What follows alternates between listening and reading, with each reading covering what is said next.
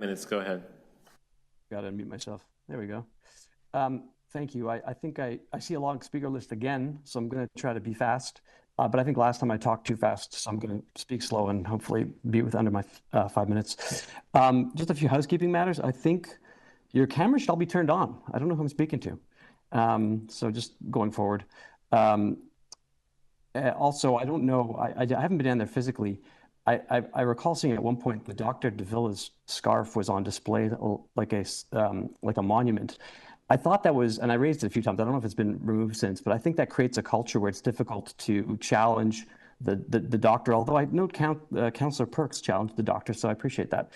But on the COVID stuff, that's where there needed to have been more challenging, and still needs more challenging of the medical officer of health.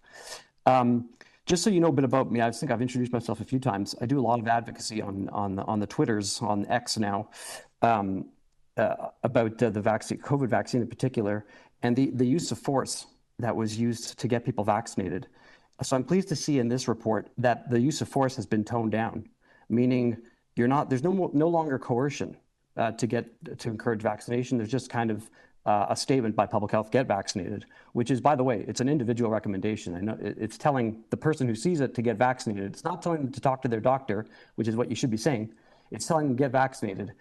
I don't like that message. I think it's too strong. It needs to be dialed down, like the advertisements in the States. Talk to your doctor, but whether it's right for you, that's the message that needs to be coming from public health, especially given the use of force that the city, that everybody sat on the sidelines while people were getting coerced to get vaccinated.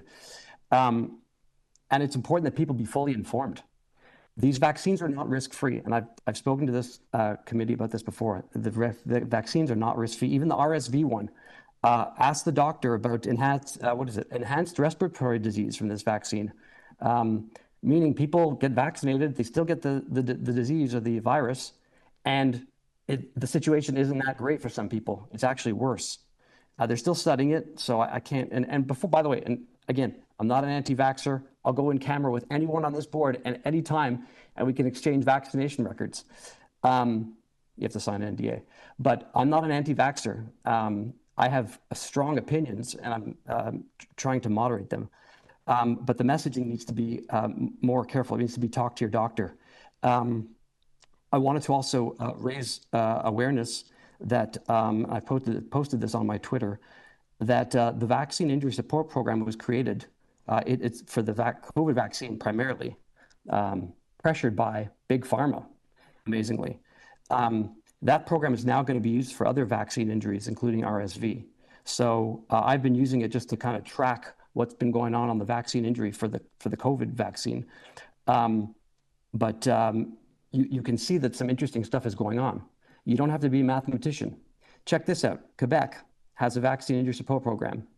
They paid out 0 to 2 claims. The rest of Canada has paid out 181 claims. This was for since the rollout of the COVID vaccine. What does that tell you? Why does Quebec have 0 payouts and the rest of Canada has 181?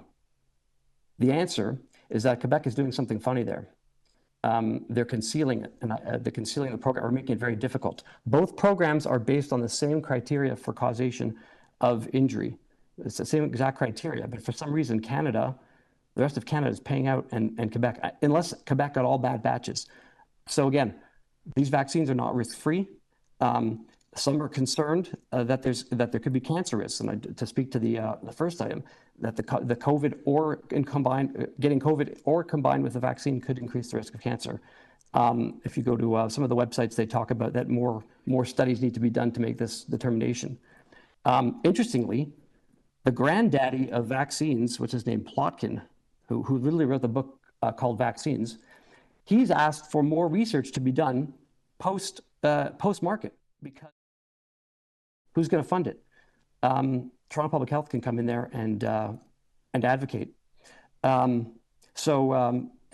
last point I want to raise: people should be getting tested for COVID if they can endure putting the thing up their nose, because if you're telling people to get vaccinated every 3 to 6 months since their last infection, but nobody knows they've had it, you get to keep putting this toxic thing into their right to generate the toxic the protein. Thank you.